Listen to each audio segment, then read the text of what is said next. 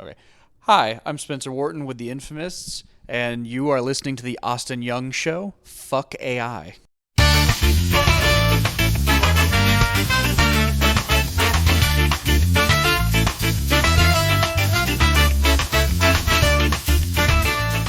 Welcome back to the Austin Young Show.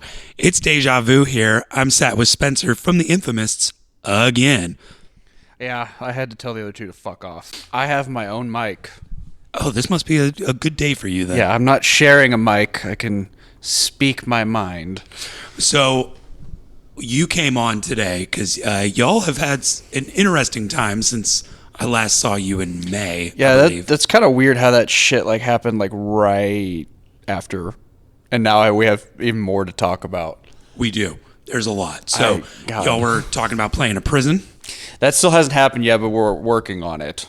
Okay, working on getting into a prison or working on playing it? Both. Okay, cool. Yeah. Well, that'll be a fun experience. That's a whole it has to run up the flag pole to people who make way more money than I could ever hope to make. Like government officials have to approve it and shit. Well, speaking of the sex, drugs, and rock and roll, I kind of got to know y'all a little better after the interview because I was finally being able to go through and listen to a lot more of the music and everything like that.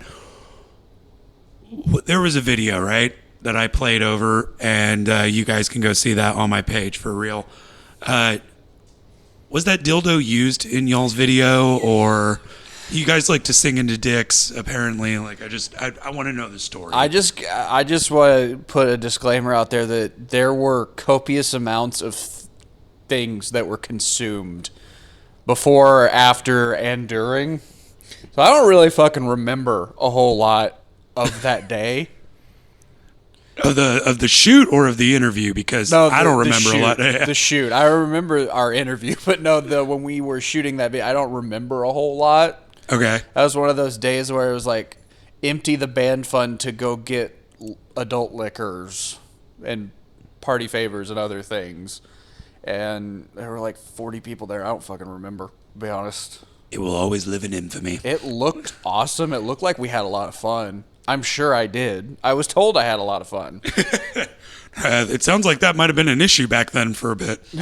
No one's ever going to accuse me of not being able to have fun. So, a lot has happened. Well, what is new with the Infamists right now? Well, we are closing in on being done writing the new record. Nice. When are you thinking that'll be out? Next year is the goal. Okay. We'll hopefully start recording in November. Okay. So everybody's schedules are kind of lining up to where it looks like late November, week after Thanksgiving, right before Christmas, in that little window. Do you guys have a short list of texts that you're going to probably... Oh, no, we already know. We already got the guy. We're going back to Taylor Tatch. He did our last one. Did he do all the recording and mixing and mastering? He did the recording and the mixing and the producing. Todd Pipes did the master. We'll probably have him do the master again because I don't see why not. No, he did a fantastic job. Yeah, if you like the sound, why fuck with it at that point? But no, it's been a rigorous few months even before we came to see you till now. It's 6 new songs in 3.5 months.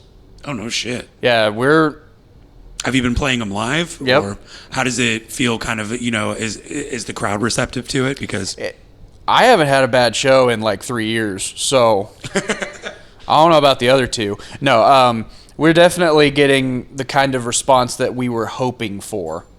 Every time we're this is a new one, people be like, that's really fucking good. Where the fuck was that one? On the last album that has almost 500,000 streams. I mean, you guys have been killing it in that front. We're going to take a quick break here, real quick. What song would you like me to play here? Let's, you can play the fucking song that I sing, because nobody ever plays the song that I sing. Yeah, it's called I Just Wanted to Kill Someone. Well, I think we can all identify to that. Guys, we'll be right back. This is I Just Wanted to Kill Someone by the Infamous, sung by Spencer. You just heard, what was the song title? It's called I Just Wanted to Kill Someone. What the fuck was that about? I was really, really wasted. and I was There seems to be a running theme. Yes. Here. Yeah. Well, that happens a lot. The irony is I did a year and 4 months sober once for no other reason than I just decided I needed to do it. Was it one of those just to prove to yourself you could do it? Yeah, and it wasn't fun, so I stopped doing it. But I learned that I actually have a lot more self-control than I give myself credit for.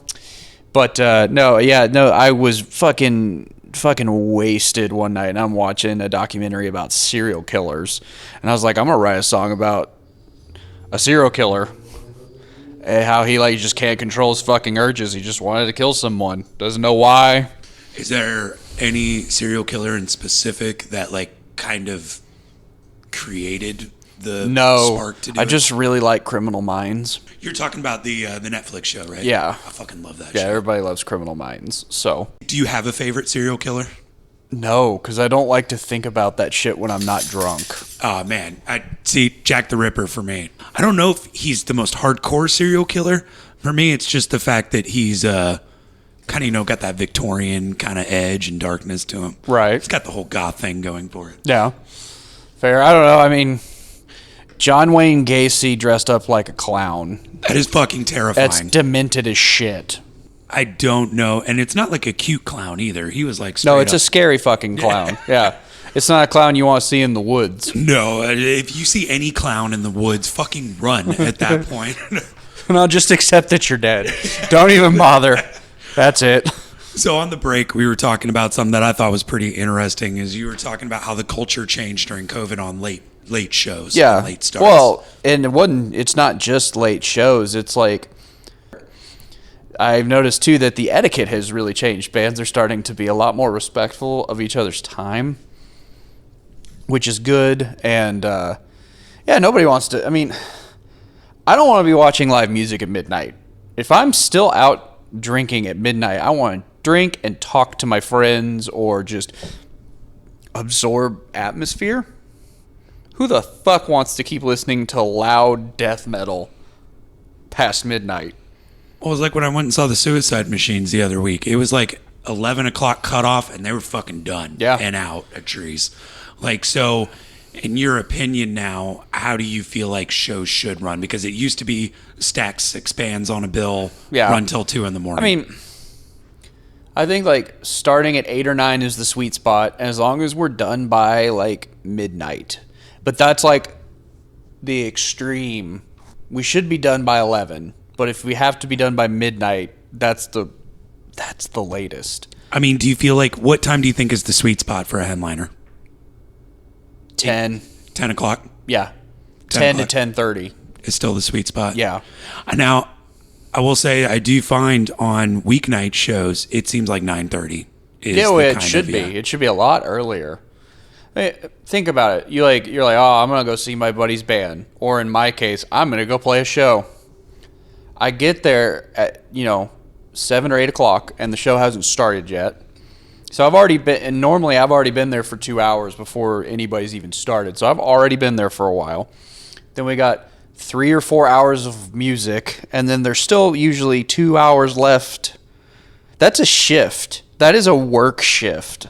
And then, not to mention, we leave at 2:30 because you got to wait to get paid, got to settle up the bar tabs, got to do your idiot check, make sure you didn't leave anything, which we've been really good about that. We've never left anything anywhere in 12 years. I find that hard to believe. No. Scout's honor. Damn. All right. Yeah. I'll take that. No guitar, no pedals, no drums, nothing. Nothing has ever been left at a venue. But you get out of there at 2:30, sometimes 3 o'clock if you're chummy with the bartenders and they just want to shoot the shit. Then you got to drive an hour home. You get home 4:30 in the morning. It's Saturday. You're watching the sun come up and you pass out. It's a 12-hour ordeal. Well, and you haven't even included the time to, do the socials for the gig or, do the little bit of promo you need to do because the promoter didn't do jack shit on their end. So That's definitely part of it, too. So you're looking at a full, 2-day work day just to promote and be at a show and then unload all your fucking gear at home. Well, and then I have a gig Friday and Saturday, and then you do it again. People laugh. They're like, "Oh, you guys like to drink. You guys like to have fun, and it's just time to fuck off." And it is. I can't say it's not, but then the minute it's time to go do the thing, well, then all fucking bets are off. So, for an average crowd person, what would you say is like their role in the show? Like, would you say the audience should stay the whole time, or do you think it's the audience is allowed to do whatever they want because they're paying? They're definitely allowed to do whatever they want. I feel like if you enjoy music, you want to be there to watch as much as you can consume in one evening, which is about 3 hours. There's a reason why famous people, when you pay $400 to go sit in the nosebleeds somewhere, those bands, 3 hours. And most of the time you're lucky if you get 3 hours, because usually it's only 2. I mean, yeah, I've been to shows where the headliner is like hour and a half, maybe. Yeah. Realistically, how long do you want to sit and watch? Three bands I think is great. You've got the 8 o'clock, the 9 o'clock, and then the 10 to 11:30 or whatever. But there's still a lot of people that think, and I will say it happens with punk and ska a lot, stop putting 6 fucking bands on a bill for a one-night show. The compromise to that is everybody gets 25-minute sets. Why you would agree to do that, now that's a whole nother philosophical discussion. Your sound guy will probably want to shoot themselves in the face after that. Yeah, but I mean, realistically though, like I've been to some 6-band shows since COVID, and it is like that. It's like everybody gets 25 minutes. That's like 4 to 5 songs. If you do any talking, maybe if you don't do any like real banter with the crowd, you can maybe get 6 in. But I don't want to do that because I don't want to be rushed. I don't want to get there and be like, fuck, I got to jump in there, I got to play. We can't talk, we can't laugh, we can't. Sometimes you have to look at each other and have that one moment where we're all like, we are playing a show right now, guys. Yeah. Let's hone it Suck in, guys. it up a little bit, or when we turn around, we look at each other and we're like, that went really well. Kiss my ass, the stage banter, whatever. Can't have that with 20-minute sets. No. But bands do it, and like more power to them if that's your vibe. Some bands only want to play for 20 minutes. I know bands that are like, when I book them, they're like, we are only going to play 20 to 25 minutes. That happens at a lot of festivals. I feel like a lot more festivals are shorter sets in that kind of way. Your average music listener does not have the attention span to listen to a group for more than about 3 songs before they're like, it's like, with your iPod, or, well, people don't have iPods anymore, Spotify, I'll do that too. I usually give, like, if I had, like, something pops up in the algorithm I've never heard before. I'm like, okay, I'm listening to it, and I'm like, okay, that's good, and I'll go to their page, and then I hit play, and I'll listen to, like, whatever the 2 songs are that have the most listens. It's going to be very rare to, like, how much time is that, 15 minutes between 3 songs? Like, how long do you sit and listen to music? It's a question, and there is no science to it as much as I think people want to make a science to it. Because, like, but then we all have, you have bands, like I have bands, like there are people out there like, I listen to the Beatles 12 hours a day. Cool. But I think that also is because the attention span is shorter with things that people don't know. Classics don't happen anymore. And bands are never going to become these godlike figures. They're never going to be Paul McCartney and Mick Jagger. Like that's never going to happen again. Well, we don't know that. I will say, I think with the rise of vinyl sales, and they continue year over year to rise, and I'm seeing a lot more local bands put out vinyl, I think the art of the album is back. The art of actually making a coherent, like, piece of art. I think from early 2000s or late mid 2000s to kind of up until 2015, 2016, it was all singles concentrated. And it was that iTunes algorithm of the first 3 songs are going to be your hits. Now it's kind of going back, like I'm seeing more bands stagger out how they record and make an album. It's a bit more coherent. It's interesting that you say that because I disagree, because I know so many artists that are really successful Their whole thing is, though, that like I got to write a single. They don't think of albums are not in the purview of like successful musicians. When you're on the level we're on, you have to have the album because that's 10 songs of content or 8 songs of content. But when you've reached a certain point, you only need 1 or 2. Sure. And you can do that 6 times a year instead of having to blow everything on, a 12-track album that only 3 songs are going to get picked up and listened to anyway. Well, wouldn't you say if you're going to put out an album, you have to tour it, even as a local band? Like getting out of your area No, is the most important? I don't think so. Okay.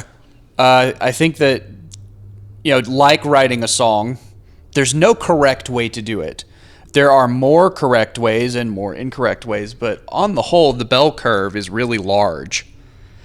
Again, we have an album that we put out last year that has almost 500,000 listens across the board, and for a local band, that's fucking unheard of. Yeah, it doesn't happen. There are very few of our peers in this town that have reached that level of success. They might have 500.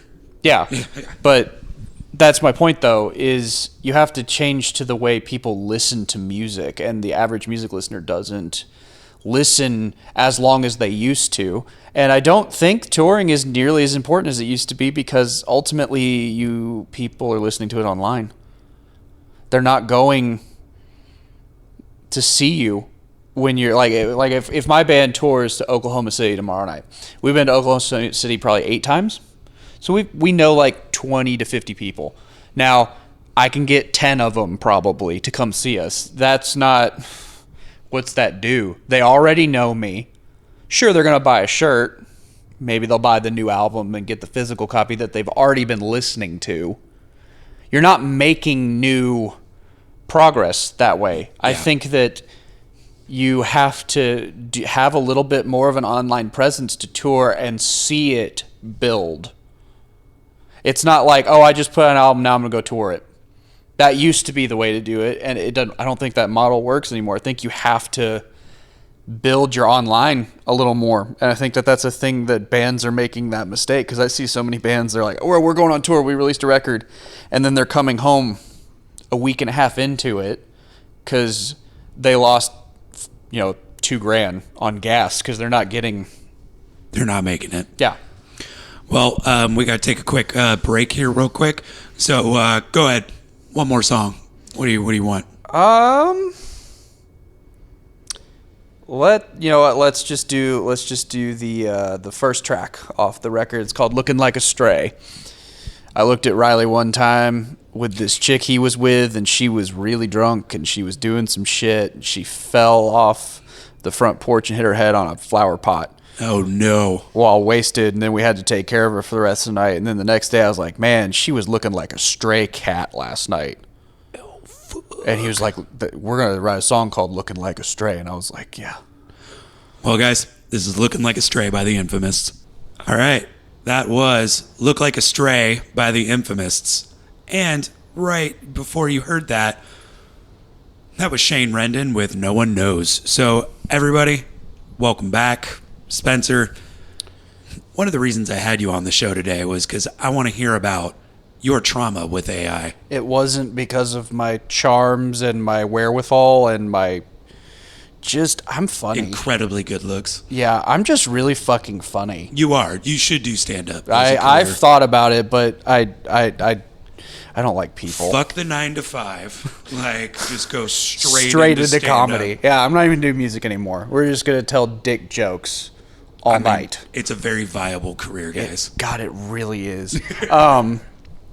AI stuck its dick at me. It was bad. We a few months ago, our album had been out for like almost a year at that point. So like it wasn't a new thing. Yeah, I mean, this was right after y'all came on the show, right? We got notified from several people, hey guys, there's a album under your like profile. Did you guys drop a new album and not say anything about it? We were like, what?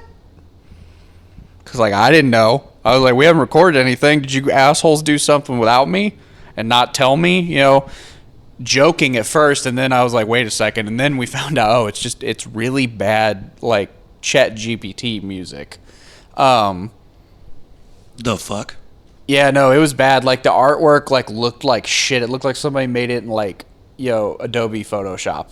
Okay. It was like a skull, and it said Death Note on it, but it looked like somebody wrote it. So It was bad.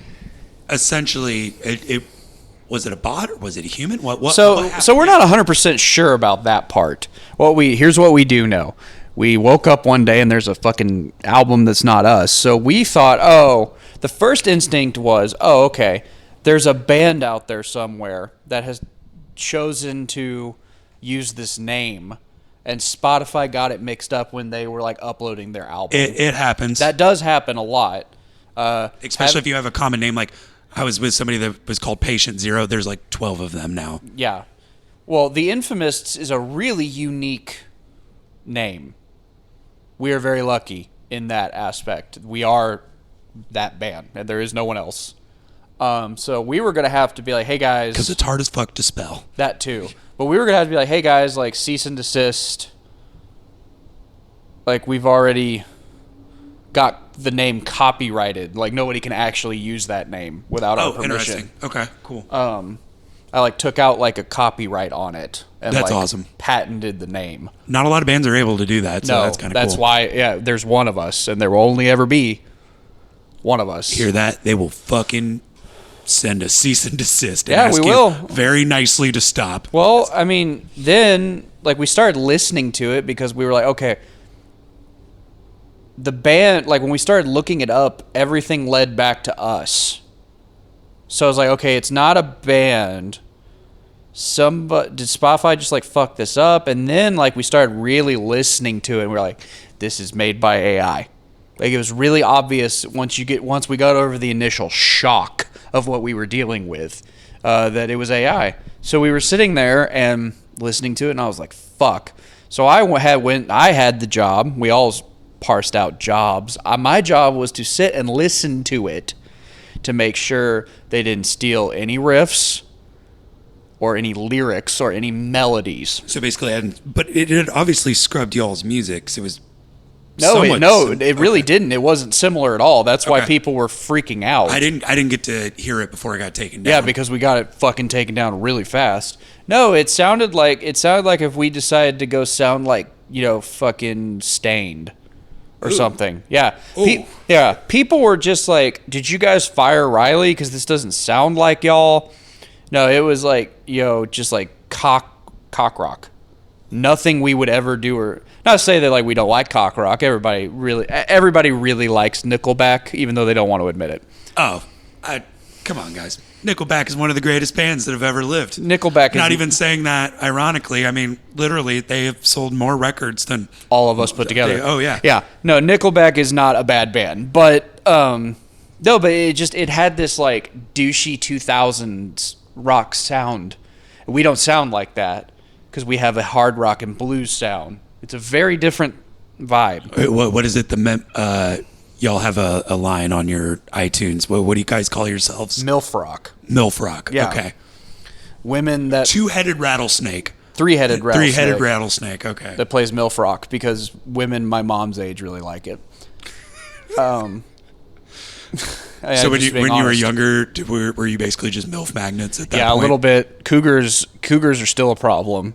You have to get out the rifle every now and then. What do you mean they're still a problem? They're the best. No mind games. No, part of the problem is the Cougars now are closer to us in age. Oh, so it's just dating at that point. Yeah, and it's rough. Yeah, no, but we get this barrage of messages from friends, family, fans. Because we have fans out, we have a fan we call Indiana Sam.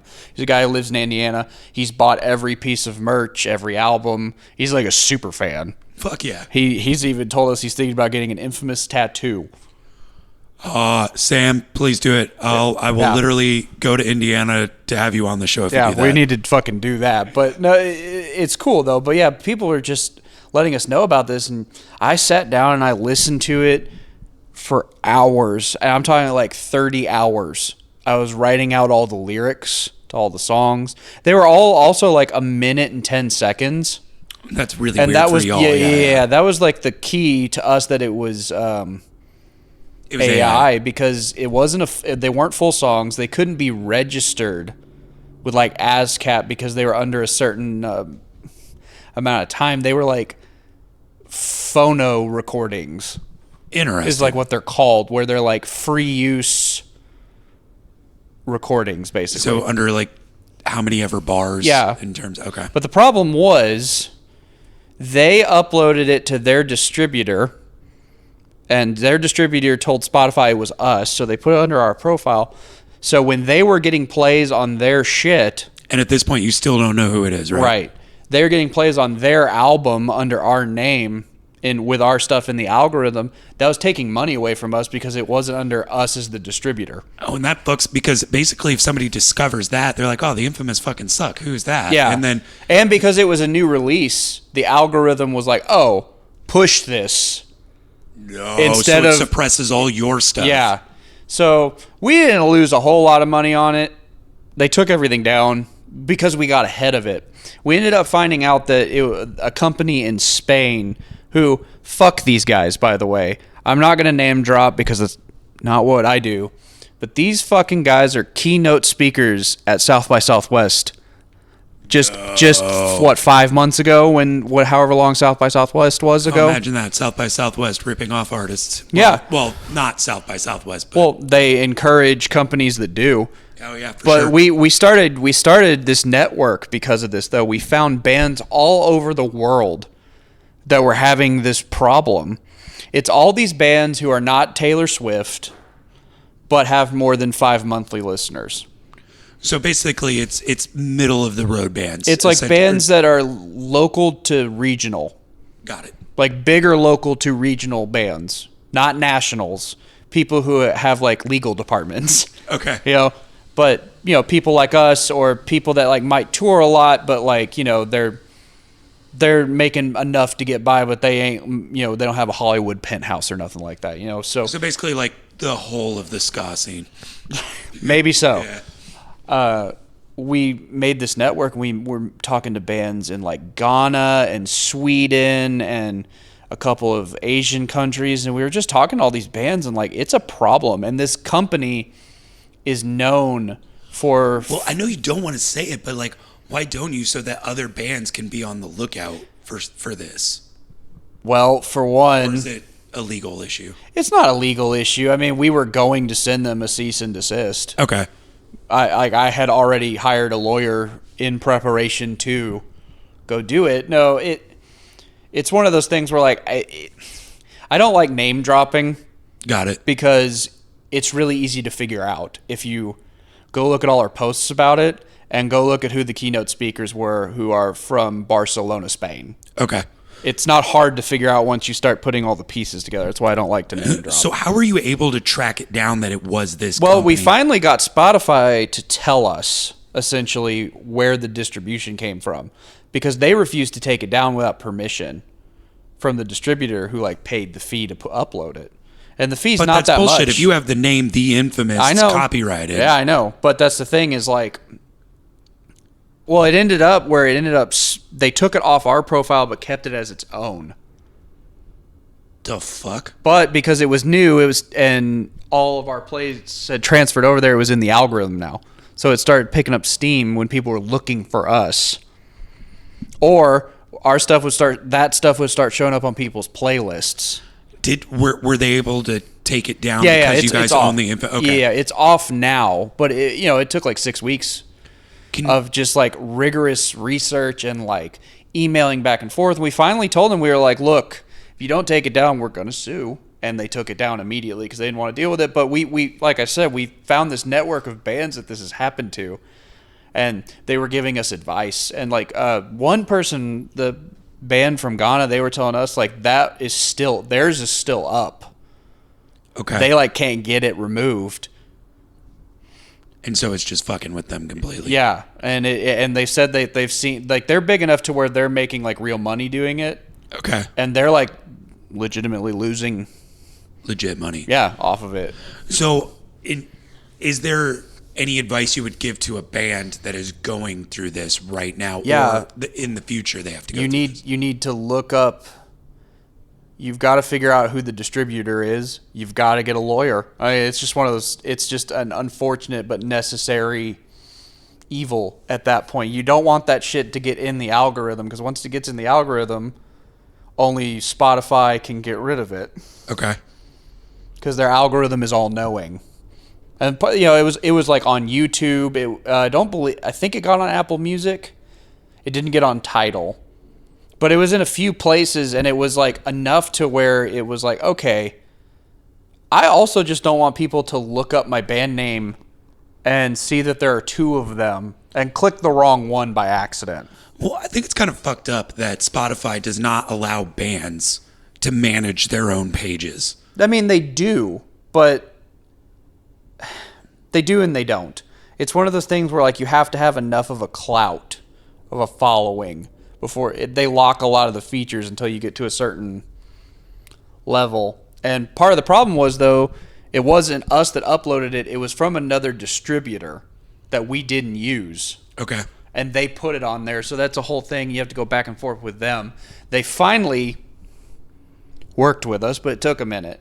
And it's just the unfortunate reality of music today is that I can download as many free apps as I want on my fucking supercomputer in my pocket. And I can make as many... we could write a song right now on some app that says, sound like Led Zeppelin, that talks about Ted Cruz taking in the ass from Trump. And it'll write it. You're going to go home and play with that later. I already know. I can see the look on your eye. Nope, because I, in preparation, Already did it. downloaded an app to show the listeners how easy it is to create a song.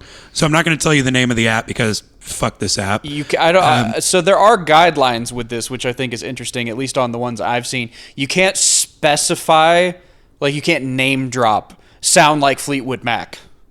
You have to say sound like 70s hard rock with female and male vocals. And then it'll eventually come to what you're looking for if you're descriptive enough. But you can't like be like, I want you to write a song that sounds like Eye of the Tiger. Yeah, you can't be like You that. can't be hyper specific. What? So sounds like 70s hard rock. Yeah. And the And- subject is whatever. So Uh, Trump taking it up the ass. It might not let you do that, but you could just write a song about Trump likes cupcakes or whatever, and it'll do it. Oh, well, yeah. Okay, so we will do a song about Trump's tiny hands liking cupcakes. Yeah. All right, guys, this is Trump's tiny hands liking cupcakes. Tiny hands, cupcake man, where's your grand plan? Sugarcoat the world, but your legacy won't stand. Clinking china plates, trying hard to understand. Tiny fingers clutching lies, oh what a sad demand. Swamp monsters lurking, trying to take the bite. Where's your grand plan? Sugarcoat the world, but your legacy won't stand. Clinking china plates, drinking china plates, trying to clink and shiny fingers stand. Cold-plated dreams only go so far.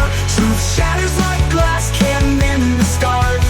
Tiny hands can't hold on to the rings. Feels like the country slips away like sand. Some may complain, some may complain. And see, it wasn't that great of a song. Funny, but it wasn't that great of a song. So, I mean, in all honesty, how does this make you fear for the future of music? Well, I mean, it's gonna be like any other industry. You know, film and TV are being hit the hardest right now with people using generative AI. But eventually, you're gonna go to Hot Topic and buy your favorite AI band T-shirt. It will be a thing. I mean, with the holograms already being what they are, and there are artists that are signing their catalogs over to be used as holograms. And I don't see anything wrong with that. There's nothing inherently wrong with a legacy going on after you die. As long as everybody's getting paid appropriately and, families are seeing the correct royalties and everything associated with that, I don't have a problem with that. I still think that you shouldn't sell your catalog, because the only thing you have as a musician at the end of the day is your likeness and your catalog. So keep your rights. Always retain your own rights. But no, people will create AI bands. There will be fake AI drama where drummer A is now in band C because band C's drummer is on fake AI heroin. You're going to see shit like that. You're going to see shit like that happen, though. It's going to become a thing, and honestly, the biggest way Spotify and the U.S. government and the rest of the world needs to get ahead of it is you can make all the AI you want. I don't care. At the end of the day, it can't break its heart like I can. Yeah. I can break my heart way worse than any computer ever can. They need to put it where there is a AI music section. It does not belong over here with the rest of us. It's its own thing. So it's like Spotify AI, and Spotify is like real musicians. Yeah, there needs to be a split, and the royalties for that need to be so much less than they are for us, because we already are only getting 1/100th of a penny a play. So they need to be making like 100,000th of a penny per play. And if you do that, it will stop it. It will become nothing more than a fad or something that people do at parties. For sure. It's where I see the benefit in it is, from the song perspective of something, is more like jingles. Like, let's say I'm a nonprofit. I've got a event coming up that I need to make a jingle for a commercial real quick. And you have no budget. And I have no money. That I can see it being useful. But if you're, Susan B. Komen Foundation with millions upon millions of advertising dollars, get your lazy ass to hire a band and, do your actual jingle. So it will put a lot more power into smaller businesses, charities, creatives of that sort. But how do you protect the OGs, the real artists, the real musicians? I don't know, because, the other day I saw a story about how some kid in New Jersey was making an AI that was helping detect breast cancer up to 4 years early. And that's an amazing use of AI. And There's that's also the kind Alzheimer's too. Yeah, that's the kind of shit we should be using AI for, is the betterment of human society. But part of being human is creating art and consuming art. And we're already in this world where 45 seconds on TikTok is too long. That's fucking crazy. No, I know, but really the attention span of your average human is next to fucking nothing. And the problem with AI art is, as anyone who downloads any AI music art app will discover, you could make hundreds of thousands of songs in a 48-hour period. Even using the same prompt, just copy and pasting it over and over again, saving it, creating a new name, or having it generate a new name, and you put that shit on the internet. Well, I mean, it's scary. We made a song about Trump's tiny hands making cupcakes. Just by typing that in. In 30 seconds, if that. Yeah. Most of that was my dyslexic ass trying to... That's all right. It happens. Yeah. So, we can't stop it.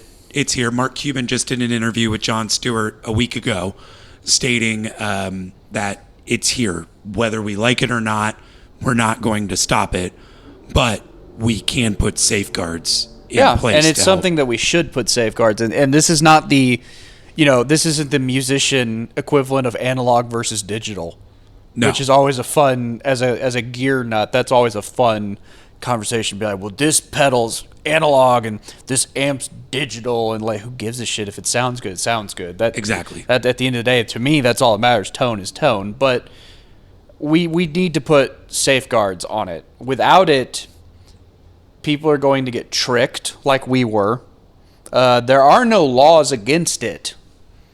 As of right now, there are 0 laws and 0 consequences. No safeguards. The worst we could have done was sue somebody, and then we have to sit in court for... That's going to be years, because there's no real law being broken. And do I have the time and energy to fight it? Well, I guess for you, the only law that would have been broken was copyright infringement by using the name The Infamists. Right. But at the same time, though, there are ways around that. I mean, they weren't like registered with ASCAP. They were like phoner recordings, which is like their own. And I hope I'm saying that right. Riley could tell me. He's not here, but He's the pretty one. Yeah, he really is the pretty one. He has very feminine hips. I told him that last week, and if he listens to this, he'll laugh. It was a special kind of recording that like basically you can get around all copyright because it's not copywritten itself. But you're still scrubbing data. Yeah.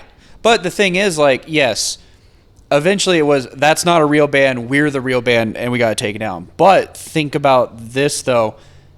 If it would have come to, like, legal action, like, how much time and money would it have been worth it? No, probably not. And we were running ourselves ragged, losing sleep over trying to figure out how to beat it. But you did. You're probably going to go down as, like, one of the only ones that beat AI. Which, now, anyway. Honestly, if you could create a shirt that says the infamous "We beat AI," I would fucking buy that in a heartbeat. Fair enough. No, yeah, we beat it this time. Now, it's probably less likely to happen to us again because of that. However, realistically, it's going to happen to everybody at some point. And it's only going to get harder and harder to tell because as the models get better and better, they're kind of fucked.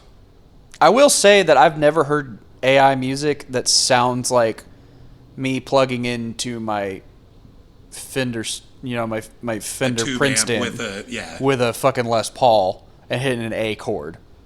I've never heard it sound that good. But who's to say that's not close to happening soon? I mean, you can only make a digital representation of a Les Paul.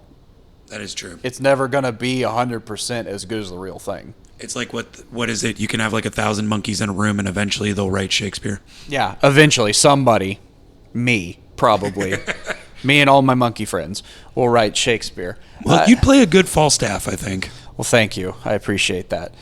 I don't know. I don't know what the answer is, and I'm not going to pretend that I have the answers. My biggest issue is there needs to be some kind of laws around it. There needs to be some kind of railing put up to keep it in the lane.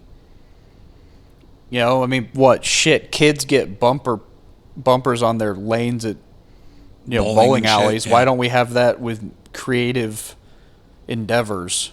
Because like the big issue is like people are using like AI art to make like posters for their shows and stuff, and I hate that. Because like you can almost always tell. I realize it's getting better, but I still haven't seen it get to the point where it's like perfect. And I don't think it ever will because it's not a human mind processing it. Or they're just really shit at prompting. That too. Like, let's face it, AI is the double-edged sword that the internet was in the late 90s.